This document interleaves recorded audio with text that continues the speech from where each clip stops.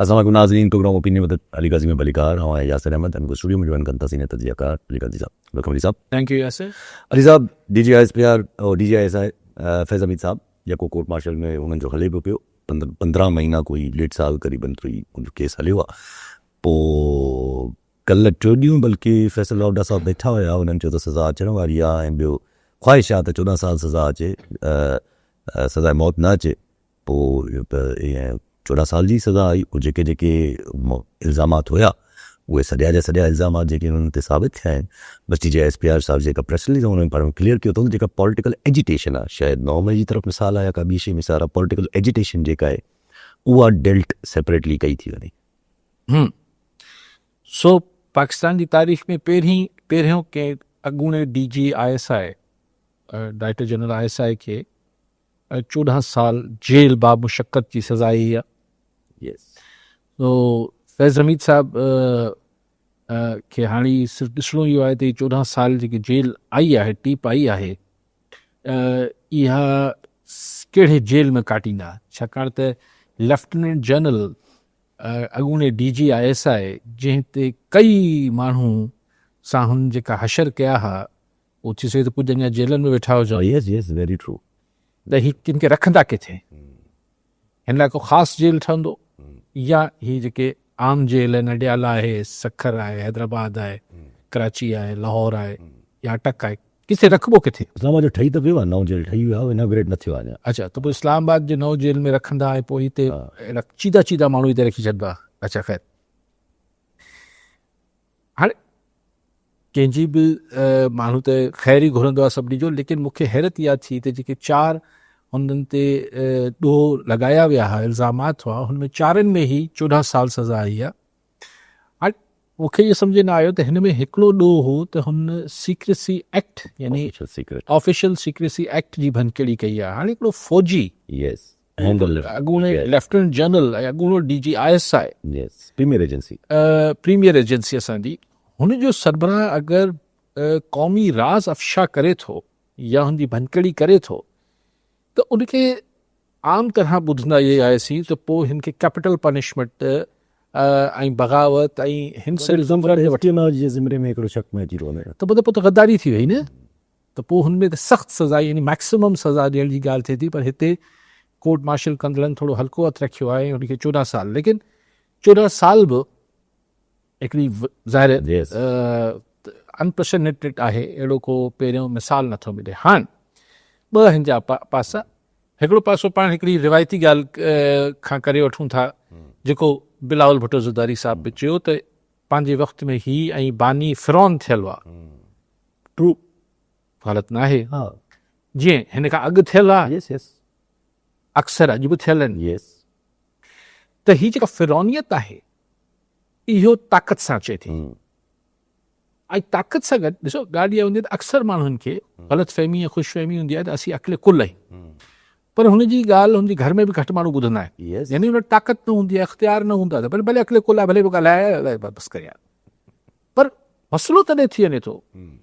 जॾहिं अकिले कुल जेको बाख़्तियार ऐं ताक़तवर माण्हू पंहिंजे पाण खे अकिले कुल सम्झणु शुरू थी वञे, त फैज़ हमीद त पोइ हू थिए थी फ़िरौनियत। जीअं फ़िरौन खे बि बेइख़्तियार पावर्स हुआ ऐं हुन नाउज़ बिल्ला पंहिंजे पाण खे अलाए छा सम्झणु शुरू करे छॾियो, यानी अकिले कुल ऐं सभिनी खां मथां ऐं अलाए छा सुपर नेचुरल पाण खे सम्झो पियो फ़िरौन। तंहिंजे करे फ़िरौनियत जी ॻाल्हि थिए थी त तकबर जी इंतिहा, फ़िरौन मीन्स तकबर जी इंतिहा। हाणे इहा फ़िरौनियत जेका आहे फैज़ हमीद जे दौर में, फैज़ हमीद जेका हुई को शक न आहे, सॼे मुल्क जे ॿार बचे खे ख़बर हुई त करप्शन हुजे, सियासी मैनिपुलेशन हुजे, आर्म ट्विस्टिंग हुजे, कंहिंखे विक्टिमाइज़ करणो हुजे, कंहिंखे पंहिंजी जेका व्हीलिंग डीलिंग करणी हुजे, सभु कुझु फैज़ हमीद जे बलबूते थींदो। केरु चीफ मिनिस्टर थींदो, केरु वज़ीर थींदो, केरु न थींदो, कंहिंखे ठेका मिलंदा, कंहिंखे न मिलंदा। इवन हामिद मीर ते कराची में सहाफ़ी खे गोली लॻी त हुनजे भाउ हुन ज़माने में फैज़ हमीद ते इल्ज़ाम लॻायो, जंहिंखां पोइ हुन चैनल ते ई जे मालिक खे ई ॿधी आहे अमीर शकील खे। त ॻाल्हि इहा आहे त असां मतिलबु मूं पंहिंजी इंसाफ़ जी दौर में कई नंढा वॾा फ़िरौन ईअं ॾिठा आहिनि, उहे सिविल ब्यूरोक्रेसी में भी ॾिठा अथमि, वज़ारतनि ऐं मुशीरनि जी कुर्सियुनि ते बर्जमान बि ॾिठा अथनि, यानी सिविलियन हुकुमरान बि ॾिठा अथमि, ईअं ई नॉन सिविल इदारनि में बि जेके पंहिंजे पाण खे अक़ल कुल ऐं ताक़त त ज़ाहिर हुजे थी, इहे जेके फ़िरौन हर हंधि हुजनि था, नंढा वॾा, कॾहिं कॾहिं हिकिड़ो सूबेदार तव्हांजे लाइ फ़िरौन थी वञे थो, कॾहिं कॾहिं हिकिड़ो मुख़्तियारकार तव्हांजे लाइ फ़िरौन थी वञे थो, कॾहिं कॾहिं हिकिड़ो सहाफ़ी तव्हांजे लाइ फ़िरौन थी वञे थो। त ताक़त जंहिं वटि बि आहे ऐं हू पंहिंजे पाण खे अक़ल कुल सम्झे पियो ऐं करप्ट हुजे, इहो हिकु टी ख़ुशूसियत हुजे थी, त पोइ जेको माण्हू हुनजे ॾमर में आहे, जेको इदारो हुनजे ॾमर में आहे, उहो पोइ हुन सां जुठ नथी थिए। पर सिखे मूं जेको गुज़ारिश कई त मूं 35 सालनि में अहिड़ा कई नंढा वॾा फ़िरौन ॾिठा, जी हा, मुख़्तलिफ़ लेवल जा ऐं मुख़्तलिफ़ शोबनि में, सिर्फ़ु नॉन सिविलियन न, सिविलियन में बि बेइंतहा फ़िरौन ॾिठासीं। पोइ हुनजो हशर ऐं पोइ हुनजो हशर बि ख़राबु थींदो ॾिठोसीं, हज़म नथो थिए न पोइ। ऐं पोइ हुननि खे काफ़ी अरसो जॾहिं हू इख़्तियारनि खां ॿाहिरि निकिता त मूं ॾिठो पोइ हुननि माण्हुनि खे, चाहे कामोरा हुआ त रिटायर थी विया, सियासतदान हुआ त कुर्सी था लही आया, ॿिया हुआ त पोइ हुननि खे जेको आहे मतिलबु केरु उथी हथ बि न मिलाए पियो आहे, ऐं उहे इररेलेवेंट, या पोइ जेलनि में सड़ंदा रहिया, या पोइ बदनाम थिया, या हुननि खे तज़लील थी हुननि जी। त लेकिन सिखे कहिड़ी कोन थो। अॼु जेके मुख़्तलिफ़ जायुनि ते फ़िरौन थियल आहिनि, त अॼु न आहिनि, नंढे वॾे सतह ते मुख़्तलिफ़ हंधनि ते हूंदा त आहिनि, पर हर को सम्झे थो त आऊं सही आहियां, अॻुणो ग़लति हो, वरी हिननि जो वक़्तु वेंदो त को ॿियो अची ॿुधाईंदो त हिन दौर जा फ़िरौन केरु हुआ। त लेकिन हिन सां अच्छा, हाणे जो हिकिड़ो ॿियो पॉलिटिकल पासो जेको आहे, हीअ त हिकिड़ी, त हीअ जेको ॻाल्हि थी आहे त साईं हाणे असां पंहिंजे इदारे जे ई हिकिड़े अॻूणे माण्हू खे सज़ा ॾेई छॾी आहे, जेको फैसल वावड़ा चइनि थी, ऐं इहा सोच हूंदी जेकी, त बाबा जॾहिं असीं पंहिंजनि खे ई न पिया छॾियूं, हाणे ॿियनि सां घटि न थींदी, हाणे ॿिया केरु, इमरान खान बि, इमरान न बसि इमरान, त भले हाणे हिन 9 मई में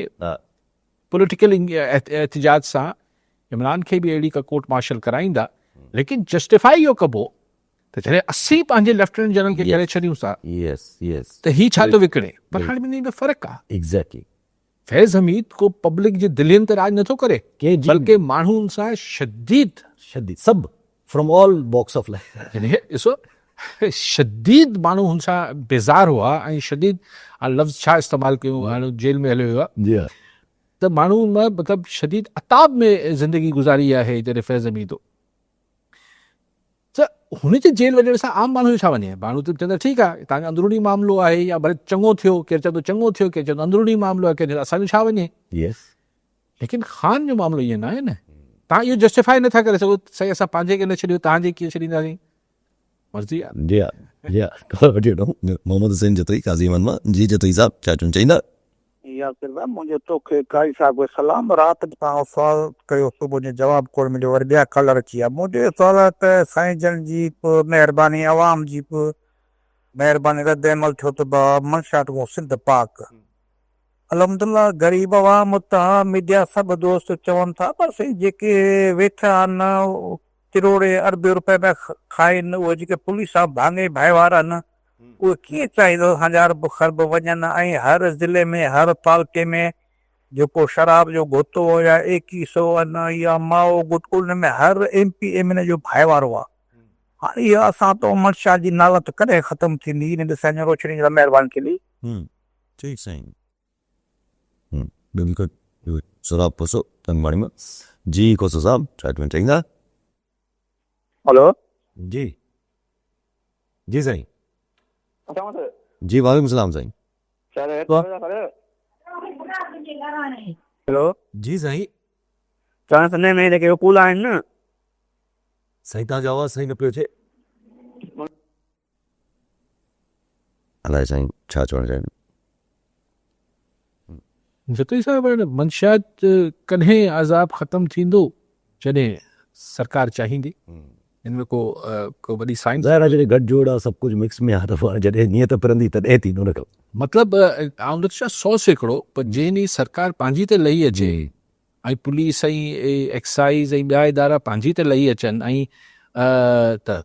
पोइ ठीकु आहे 2-3% किथे न किथे लिक छुप में हल थी पर 90-95% ताईं सफ़ायो थी ईंदो त इन में बिल्कुलु आसान ॻाल्हि आहे इहो नाम बिल्कुलु सवली ॻाल्हि आहे अगरि करण ते नियत हुजे लॻो बार बार चवां थो त मंशियात विकिणंदड़ को कचे में वेठल धाड़ियल कोन उहे बि ॾुखिया कोन आहिनि उहो बि कहिड़ा कचे में लेकिन को जबलनि में को हिते ही शहरनि में पाड़नि में तव्हांजे मुंहिंजे पाड़े में रहनि था माण्हू हुननि खे ॿधल कहिड़ो मसइलो आहे ज़रा अच्छा इहे साईं ज़रा ऐं जॾहिं हुननि खां हफ़्ते में या मंथली वठनि था त ख़बर बि अथनि त केरु पैसा ॾेई वञे थो उनखे ॿधण में केतिरी त देरि लॻंदी हले पई ॻाल्हि एकता ॾियारी जी ॻाल्हि हिते उहो ज़मानत मिली वई अॼु 12 ॼणा जेके हिते गिरफ़्तार थिया हुया टेररिज़म जा चार्जिस लॻा बसि हाणे त कोई अंदरि कोन्हे न शायदि केस मुंहिंजे ख़्याल सां हाणे शायदि टंडवाला जा हुते टंडवाला तरफ़ लाइ उहे ॾिया आहिनि शायदि टंडोजाम जी तरफ़ हा टंडोजाम जी तरफ़ बाक़ी मूंखे सम्झ न आयो त छो तव्हां छो इहे केसिस कया छाकाणि त हुनमें अहिड़ो कहिड़ो मसइलो हो पोइ तव्हांजी नियत त हुई त एंटी टेररिस्ट बिल्कुलु ज़मानतूं न थियनि शुक्र ज़मानतूं थियूं आहिनि न माण्हुनि खे ख़ुशि थियणु ॾियो सही माण्हुनि खे उहो ई कई ॾुख ऐं कई सूर अगरि हिकिड़ो ॾींहुं को साल में अचे थो जंहिंमें माण्हू ख़ुशि थिए थो त उनखे न झलियो अच्छा पर ज़ाहिर जीअं तव्हां ॻाल्हि कई त भई ज़ाहिर आहे हिकिड़ो सियासी पासो आहे हिकिड़ो मिलिट्री जो पंहिंजो पासो आहे सियासी पासो ज़ाहिरी ॻाल्हि आहे जेको आहे सियासी पासो जंहिंमें बार बार इहा ॻाल्हि कई थी वञे अॼु अता तारड़ साहब बि इशारो कयो त भई हाणे 9 मई जे केसिस में उहो ईंदो फैसल बावड़ा साहब बि चयो त बसि हाणे 9 मई जा बि तव्हांखे मिलंदा मक़सदु ज़ाहिर आहे इमरान ख़ान साहब इहो ॿिन्ही जी त ॻाल्हि पर ॻाल्हि उहा ई सम्झंदी DGSP असां 5 डिसंबर ते प्रेस कॉन्फ्रेंस कई त उन्हनि ॾाढो क्लियर चयो त असां 9 मई जी जेके सज़ाऊं ॾियणियूं हुयूं असां ॾेई चुका आहियूं हाणे जेके सिविलियन साइड जा केसिस पेंडिंग आहिनि उहे सिविलियन साइड जी सज़ाऊं ॾियणियूं आहिनि पहिरियों पोइ सिविलियन मां ॾियारींदा ॾिसो अगरि ख़ान खे बि हाणे हिकिड़ी ॿी सज़ा ॾियारणी आहे अगरि फैज़ हमीद सां गॾाए करे सुभाणे के केस में या कीअं बि करिणो आहे त ठीकु आहे उहो त उहो ई अंदरि आहे अच्छा अगरि मतिलबु मूंखे त हैरत थींदी त अगरि हुनजो मिलिट्री ट्रायल थींदो ख़ान जो मतिलबु मुंहिंजी ज़रूरत कोन्हे असांजी मिलिट्री इस्टेब्लिशमेंट जी अगरि मूंखे सज़ा मतिलबु अचणी आहे त के ॿिए हंधा बि अची वेंदी त उहो पोइ त फ़र्क़ु छा पवंदो exactly this will not make any difference अगरि हमरा जेको अंदरि आहे उहो अगरि पिण कढियो बीठो आहे त भई न लचक न ॾेखारींदसि ऐं मतिलबु लचक छा गोॾनि ते न वेहंदसि पोइ छा भले तव्हांखे हीअ सज़ाऊं वज़ाऊं पाण ॾिठियूं कोन्हनि छा हीअ सज़ाऊं ईंदियूं बि पाण ॾिठियूं आहिनि ऐं वेंदे बि पाण ॾिठियूं ईअं गुम थियनि थियूं ख़बर ई नथी कल्ह राना सना साहब हिकिड़ी ॻाल्हि कई त PTI अगरि एंटी इस्टेब्लिशमेंट ऐं एंटी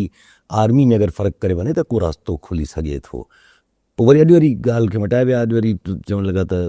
न जेसि ताईं माफ़ी न थींदी तेसि ताईं माना 9 मई जी तेसि ताईं माना को रस्तो वस्तो न आहे चल राणा सनावला खे बि घुराइनि था टॉक शोज़ में हिते हुते हाणे हिननि खे बि कुझु त ॻाल्हाइणो आहे उहो कुझु नई ॻाल्हि कंदा त किथे हाईलाइट थींदा हाणे चवंदा डेडलॉक थी वियो आहे इहो डेडलॉक बिल्कुलु थियल आहे हींअर शयूं त चवनि था पॉइंट ऑफ नो रिटर्न नवाज़ शरीफ़ वारनि जी त झुमरियूं ॿुधण वारी अॼु सफ़ा ईअं ख़ुशि लॻा पिया आहिनि त बाबा हाणे त एस्टेब्लिशमेंट हिन सां ठहंदी कोन न ठहंदी त अच्छा नवाज़ शरीफ़ साहब खे जेके हुन जिन्हनि माण्हुनि ते छा नवाज़ शरीफ़ साहब पंहिंजा दोस्त बि नथो विसारे दुश्मन बि नथो विसारे न त हुनखे फैज़ हमीद ऐं बाजवा हाणे ॾिसूं बाजवा ऐं कुझु जज साहिबान आहिनि जेके हुन ज़माने में इमरान ख़ान ऐं फैज़ हमीद वारे हिन में हुआ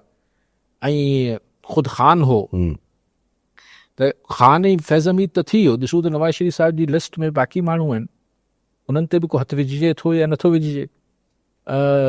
को हुननि ते बि को केसिस ठहनि था या नथा ठहनि ॿी ॻाल्हि जेका ॾिसणी आहे त छा ईअं हिकिड़ी मुस्तक़िल हिन जेको बि ही आहे मामिलो हे करण सां तव्हांजा जेके हुकूमत हलाइण जा जेके मेन इशूज़ आहिनि उन तां तव्हां आवाम जो ध्यानु कीअं हटाए सघो था मिसाल मूंखे सम्झ नथो अचे ही माण्हू चवंदा साईं ध्यानु हटाइण लाइ कमु थियनि था मूंखे सम्झायो पर जेको माण्हू पंहिंजो सुबुह जो हिकिड़ी हाउस लेडी घरेलू ख़ातून या हिकिड़ो हमरा मार्केट पहुतो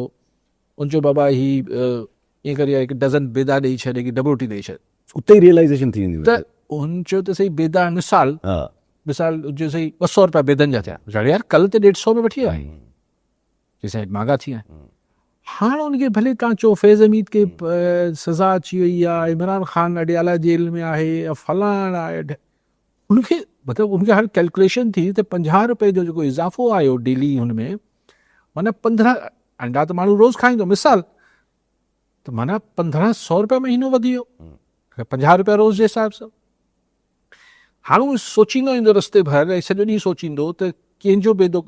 ॿारनि जो बेदो अदद करे छॾियां पंहिंजो बंदि कयां घरवारी जो बंदि कयां छा कयां या ही 50 रुपया इज़ाफ़ी किथां आणियां ईअं त पेट्रोल वधाइणो हुयो पेट्रोल ठका थी वियो पेट्रोल महांगो थी वियो त माण्हुनि खे या रस्ते में को पुलिस वारे के चकर में फ़िलहालु रगड़ो ॾेई छॾियो या अदालतनि में हुनजी सुनवायूं थियनि पियूं को फ़ैसिला न पिया अचनि या को बीमार ख़ुदा न ख़ास्ता थी वियुसि पता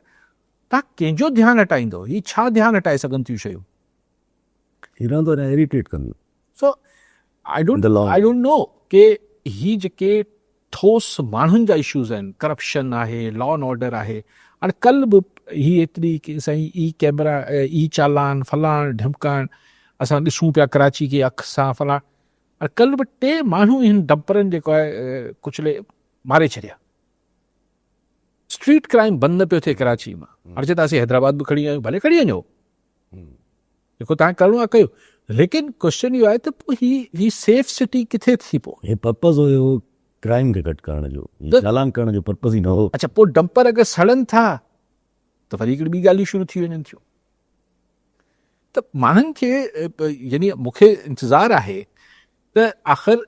जेके डिसीशन मेकर्स आहिनि फ़ैसिला कंदड़ क़ुवतूं आहिनि मूं पे गवर्नेंस जी करे ॻाल्हि कंदियूं पर उहो करे नथियूं सघनि छाकाणि त पॉलिटिकली वारो ई नथो खाए कॉलर सां गुलाम हुसैन चाचड़ सखर मां जी चाचड़ साहब छा चवणु चाहींदा मुंहिंजो सवाल इहो हुयो त हाणे हीअ जेकी शुरूआति थी आहे हफ़्ते खनि खां छा इहा बानी पिचाई जी तरफ़ बि का अहिड़ो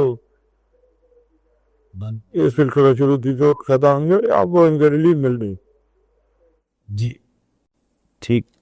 ठीक ठीक ठीक ठीक आहे साईं उहो ई साॻी ॻाल्हि त इमरान ने बि साईं बानी पीटीआई ॾे वेंदी त छा वेंदी भला हिकिड़ी सज़ा न वन मोर हिकिड़ी ॿी सज़ा पोइ कहिड़ो सुभाणे छुटण वारो ऐं जंहिं ॾींहुं मामलात हल थींदा भले 8 सज़ाऊं ॾेई छॾियो वरी सज़ाऊं उअं ई उन ई स्पीड में वापसि थी वेंदियूं हिननि जो छा फ़र्क़ु छा पवंदो हिन सां अच्छा कुझु माण्हू हाणे ज़ाहिर आहे हिनखे इहो बि तबसरो कनि था त ज़ाहिर आहे हिकिड़ी DGISI प्रीवियस DGISI खे 14 साल सज़ा आई आहे is that a gateway political activities में अगरि कंहिं DGISI खे सज़ा हिकिड़ो चकर आई त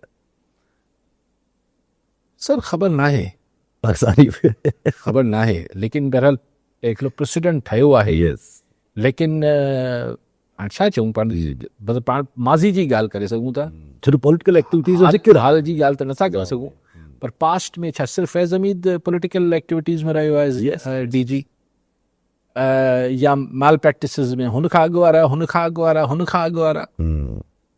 जी हा ऐं ISI जो त ख़ैर हूअं ई हूंदो आहे छा चइजे अॻिते हलंदो पिया ऐं सर KPCM जेको आहे उहो अचे थो वेहे थो अॼु बि वियो वदियाला जे ॿाहिरि वेठो मुलाक़ात करण जी कोशिशि कई पर मुलाक़ात कोन थी जॾहिं सवाल थियो भई हे DGISI हुन चयो भई अंदरूनी मामिलो आहे जीअं सम्झ में अचे करे वठनि उहो त असांजो कमु न वञे बाक़ी हिकिड़ी ॿी ॻाल्हि करे रहिया हुननि चयो दुनिया ॾिसे थी तव्हां जेको आहे हिकिड़े KP जो वज़ीर आज़म अचे थो पियो वज़ीर आला अचे थो पियो ऐं हिकिड़ो ॾींहुं न पर 10 ॾींहंनि खां अचे थो पियो पर तव्हां मुलाक़ात नथा करणु ॾियो तव्हां छा था चवणु चाहियो छा था त न चयो हुननि त इहो चयो त भई तव्हां चवणु था चाहियो त माना KP खे मुल्क जो हिसो न आहे हाणे दुनिया छा थी चवे मुल्क में माण्हू छा था चवनि फ़िलहालु परवाह को आहे कोन दुनिया कंहिंजी ॻाल्हि था कयूं ॾिसो अगरि पाण हिन खे इंटरनेशनल इस्टेब्लिशमेंट जी ॻाल्हि कयूं त इंटरनेशनल इस्टेब्लिशमेंट में सर फ़हरिस्त अमेरिका UK पोइ UK के हद ताईं न चाइना ऑफकोर्स एंड अरब्स ऐं के हद ताईं तव्हांजा अरब सगोरा ठीकु आहे हींअर पंहिंजी पाकिस्तान जी पोज़ीशन हीअ बीठी आहे त अरब सगोरनि में त पाण पंहिंजी हिकिड़ी हा सुठो बनाए सुठो ईअं संगत प्रोग्राम थी वियो आहे ज़बरदस्त, छाकाणि त हुननि खे सऊदी अरब सां असां डिफेंस पैक्ट कयल आहे। हाणे सऊदी अरब टेक्निकली असां हुन सां गॾु जंगी मतिलबु मुहाफ़िज़ थी वियासीं, त उहो त किसो हिकिड़े पासे थियो। अमेरिका जॾहिं खां मामला थिया आहिनि ऐं मोदी सां हिकिड़े पासे इन्फ्लुएंस थी वियो आहे विद अमेरिका, त अमेरिका सां त हाणे तव्हां ॾिसो त कल्ह F-16 लाइ बि जेको आहे कुझु पुर्जा उर्जा ॾिना अथनि अमेरिकन, जेके अमेरिकन फर्म्स में ॾियनि कोन पियो असांजे F-16 लाइ, पर इन्वेस्टमेंट त कनि नथा, रहंदो असां खां डर वेठी आहे, असां इन्वेस्टमेंट कराए विया। लेकिन असांखे त असां हिन ॻाल्हि में ख़ुशि आहियूं त बसि ओतिरो ई ठीकु आहे। उहा ॻाल्हि इहा आहे त असां चाहे काफ़ी अरसे खां असांजो हो न, त असांखे असांजा इहे F-16 जेके आहिनि हुनजा जेके पार्ट्स खपंदा, लेकिन त हींअर अमेरिका बि को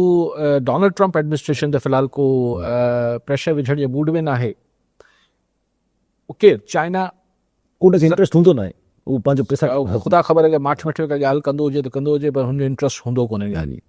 त पोइ दुनिया जी अखियूं आहिनि त भले ॾिसंदा रहे, अगरि को मीडिया ॾिसे पियो उतां या को 4 कांग्रेसमैन ॾिसनि पिया या 4 UK या EU चओ, EU जेको आहे यूरोपियन यूनियन, ही वरी बि ह्यूमन राइट्स ऐं हिन ते, त हिन पे हिन कोशिशि कंदा त हुनखे EU खे मुतमइन रखनि। बाक़ी जेका as such American international establishment आहे, बैनुल अक़वामी स्टैब्लिशमेंट, उहो फ़िलहाल हिननि जेको PTI वारनि जे लाइ को अहिड़ी को साज़गार सूरत हाल न आहे। बाक़ी दुनिया में माण्हू चवंदा रहनि, पाकिस्तान जे अंदरि बि चवंदा रहनि, हा को फ़र्क़ु नथो पए, हा जेसि ताईं भले 10 दफ़ा न अचे सुहेल आफ़रीदी, भले 100 दफ़ा अचे, लेकिन अगरि हर दफ़े अची गिणाईंदो वेंदो नंबर त हिकिड़ो प्रेशर त पए थो, आज 11 दिन, आज 12 दिन। कल ट्रांसपोर्ट ॾियांव जी टालपुर साहब छा चवंदा? अरे तव्हांखे साईं खे सलाम हुजे। कैसा बि पंहिंजो फैज़ अमीन साहब खे आई है जेका 14 साल सज़ा, ठीकु आहे साईं, पर हाणे इहे जनरल जेके आहिनि इहे रुॻो थो हिन खे तव्हां बि ज़िक्र कयो आहे त नाई मैं त वॾो केस आहे, भले हिनखे सज़ा अचणु खपे इमरान ख़ान खे या जेके बि में रवाज हुआ, पर ही जेके पुराणा जनरल आहिनि टॉक शो में ॻाल्हियूं कंदा हुआ, जनरल खे जेकॾहिं इमरान ख़ान क्रिटिसाइज़ करे पियो, जनरल अकेलो कोन आहे, पूरी फ़ौज पूरो इदारो हुन सां गॾु हूंदो आहे। पोइ जेके बि कमु छा आहिनि अयूब ख़ान खां वठी यहया ख़ान खां वठी पोइ इन्हनि जा जेके ॾोह आहिनि उहे पोइ इदारो ऑन करनि था, पोइ नाई मैं वारे खे भले फांसी चाढ़े छॾो, पर इन का नंढा दौर कोन्हे आइन खे ख़तमु करणु या मुंतख़ब नुमाइंदा हुकूमतनि खे ख़तमु करणु या हुकूमतनि जे वज़ीर आज़मनि खे फाटियूं चाढ़णु ऐं जलावतन करणु, उन दौर खे बि इदारे खे ऑन करणु खपे न। इहो बि त आइन टोड़ण जो मुशरफ खे कंहिंखे सज़ा आई आहे साईं, सियासतदाननि खे सज़ाऊं अचनि थियूं, वाकई उहो कनि था, इहा कमज़ोरी आहे साईं, हू ताक़तवर इन करे कोन्हे। ताकी हाणे नाई मैं खां ओतिरा ई हू ओतिरा ई संजीदा कयो वञे जेके आइन खे टोड़ण ऐं हुकूमतूं मुंतख़ब ख़तमु करणु, उहे ऑन कनि त इदारो ऑन करे न, ग़लतियूं कयूं आहिनि असां। Thank U sir. जी ठीकु साईं,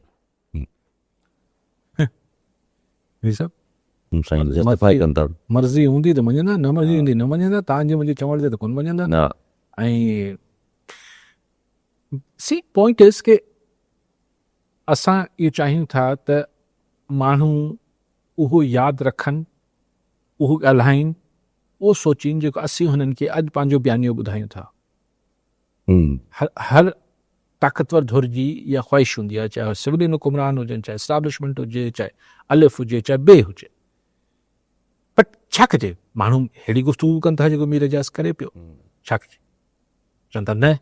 तव्हां हू बि ॿुधायो ज़ियाउल छा कयो पिए, हू ॿुधायो त मुशरफ छा कयो, इहो ॿुधायो त हुन दौर जो DGISI छा। हाणे हिकिड़ो ॻाल्हि आहे कि किथे मतिलबु हिनखे तव्हां रोकणु चाहियो बि त कीअं रोकींदो, ठीकु आहे, रोकण सां मुराद इहो आहे त तव्हां इहो अॼु जे ज़माने में रोके बि नथा सघो न, माण्हू ॻाल्हि कनि पिया, त if it is only question of narrative, सिर्फ़ु बयानीअ जी ॻाल्हि आहे, त बयानियो त सही हमेशह उहो थींदो आहे, ही को गोबेल्स जो दौर न आहे, अॼुकल्ह माण्हू हवालो ॾियनि था, अच्छा न इहो हीअं सिर्फ़ु हिन DGIS पिया न, सदाईं गोबेल्स जो नालो वरितो ईंदो आहे, त उहो सही वॾो माहिर हो प्रोपेगेंडा जो,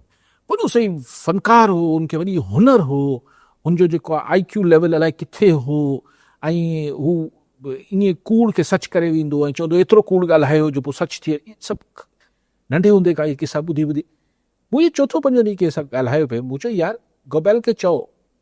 माना अॼु जे दौर में हुनखे जहिड़ो करे वठी अचो, हिटलर न पैदा कयो, उहो बि त गॾु हुयो न, उहो गणियो छो नथा? न न ॾंडो हू न भाई, Yes, सिर्फ़ु exactly. सिर्फ़ु जेको गोबेल नैरेटिव ॾिए पियो यस उहो तव्हांखे मञणो आहे। त मीडिया मैनेजमेंट या प्रोपेगेंडा एक्सपर्ट जो त कमाल इहो आहे त तव्हां 100 नैरेटिव हलंदा हुजनि, उन विच में पंहिंजो नैरेटिव कामयाबु करे वञो त तव्हां एक्सपर्ट थियो, त तव्हां फनकार थियो, मीडिया मैनेजर थियो, तव्हांखे मञिबो। इहो छा आहे, तव्हां सभु कुझु बंदि करे छॾियो, हा हिकिड़ो बसि पोइ भाई चओ त हीअ ॻाल्हि ॿुधणी आहे। हा पोइ माण्हू ॿुधनि था, पोइ हाणे चवनि था इहो पोइ ज़ाहिर आहे कि मुस्तक़िल हिकिड़ी ॻाल्हि माण्हुनि खे हर जॻह ते हैमर थियणु शुरू थींदी त कुझु न कुझु उहा ॻाल्हि पंहिंजो असरु करे छॾे थी। ज़ाहिर आहे इहो वॾो मिसाल हुजे इसराइल जो सो इहो गोबेल खे हिकिड़ो वॾो जेको आहे महा ॾाहो ऐं महा प्रोपेगेंडा एक्सपर्ट चवणु मूंखे सम्झ नथो अचे। खोले ॾियो भई हीअं अमेरिका में हीअ नैरेटिव विकिणी ॾेखारियो, या यूरोप में, या जिथे निस्बतन मीडिया जी आज़ादी आहे, सोशल मीडिया आहे, माण्हू ॻाल्हाए सघनि था, उते विकिणो न, त पोइ त इहो त थियो फन। सो पाण वरी ॿिए डगर ते हलिया वियासीं। ॻाल्हि इहा पई थी त हिते नैरेटिव माण्हुनि खे अगरि क़बूल न पवंदो, ज़ोरी कीअं हुनजी निड़ी जे हेठि कीअं लाहींदो, मुश्किल आहे। अच्छा पंहिंजी ॻाल्हि हले पई त ज़ाहिर EU आहे, GSP+ आहे, इहो हिकिड़ो इशू आहे। अॼु ईमान वज़ारी जो केस हुयो, सुप्रीम कोर्ट पहुतल हुया, नॉर्वे एम्बेसडर पहुची विया। उहो मक़सदु इहो ई हो त भई पिकाइट जे हवाले सां केसिस आहिनि, त वी नीड टू सी के उहे केसिस वग़ैरह कीअं हलनि था पिया। सुप्रीम कोर्ट स्टे त ॾेई छॾियो ट्रायल ते, पर इहा पंहिंजी चाहे ते ज़ाहिर इवन ॿ टे सहाफ़ी सोशल जेके वेठा आहिनि सोशल मीडिया, उन्हनि बि इहा ॻाल्हि ख़बरूं ॾियणु शुरू कयूं त भई जॾहिं पार्टी बैन जी ॻाल्हि अचे थी, त पार्टी बैन पहिरियां बि फ़ैसिलो थी चुको हुयो ऐं फ़ैसिले ते अमल दरामद बि शुरू थियण वारो हो, पर उन वक़्तु बि असांखे EU जे तरफ़ां ई प्रेशर आयो त पार्टी बैन जी तरफ़ तव्हांखे न वञो। सिर्फ़ु ॾिसो न, EU IMF तव्हांजी मईशत सां डायरेक्टली जुड़ियल ॻाल्हियूं आहिनि। यस सऊदी अरब तव्हांखे पैसा ॾिए थो, यस यस यानी तेल ओधर ते तेल ॾिए थो। हाणे त बसि पैसा रखाए छॾिया अथई जेके पिया था रोल ओवर थियनि। ठीकु आहे, रोल ओवर थियनि, यानी ज़रूरी आहे। IMF तव्हांखे पैसा ॾिए थो त हू चए थो बाबा करप्शन ठीकु कयो, हीअ कयो, तव्हांखे ॿुधणो आहे हुन ॻाल्हि खे। Like wise EU European union तव्हांजी ॻाल्हि न ॿुधंदव त हू तव्हांजो स्टेटस ख़तमु करे छॾींदो, GSP+ वारो।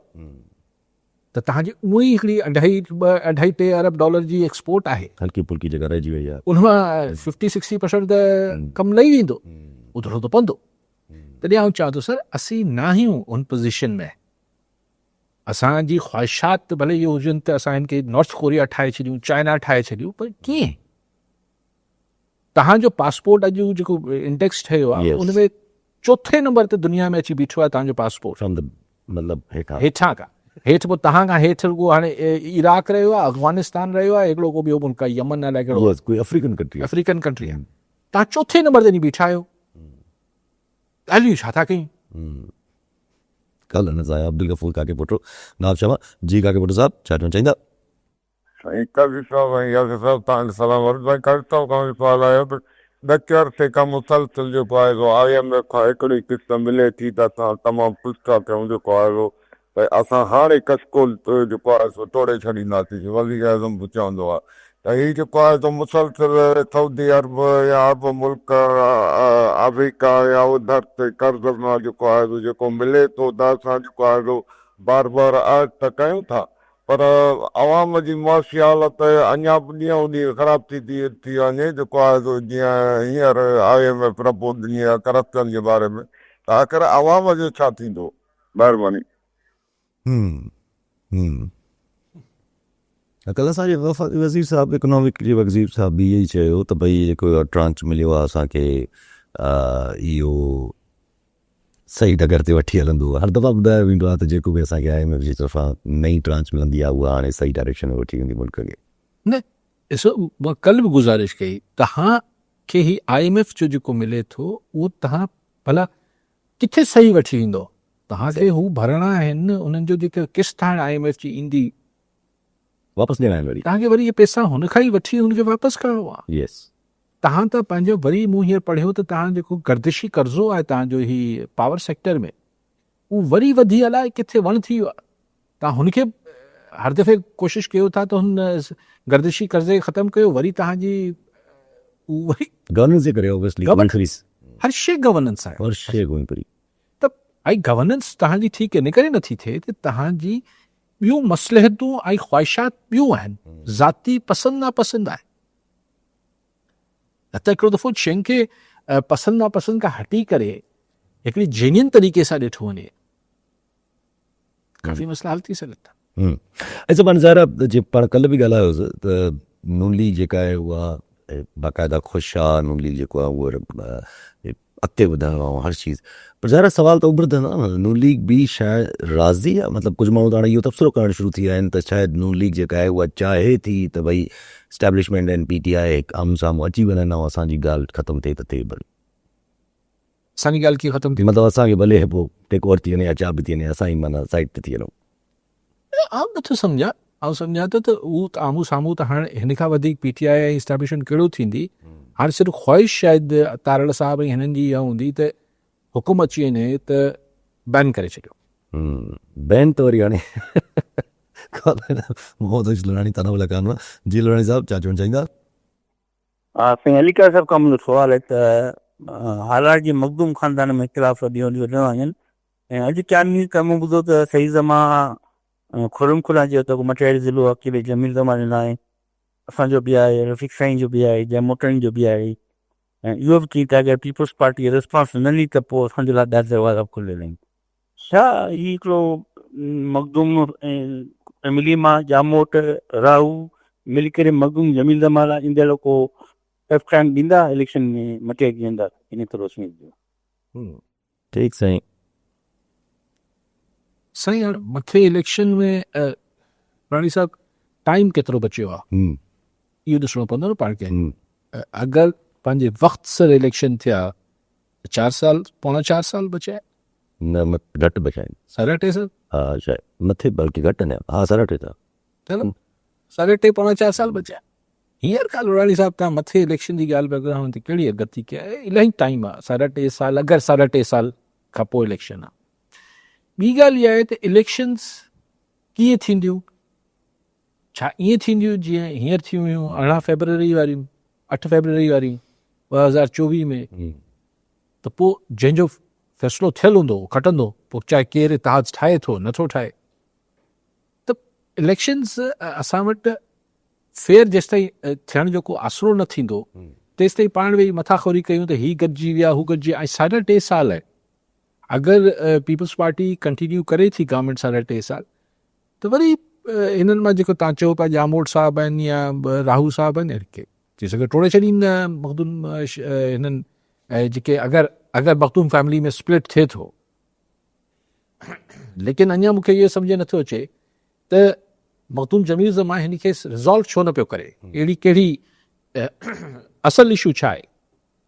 या बार बार वज़ाहत अची वई त साईं मिल्कियत जहिड़ो न आहे, पर मिल्कियत न आहे त सियासी आहे,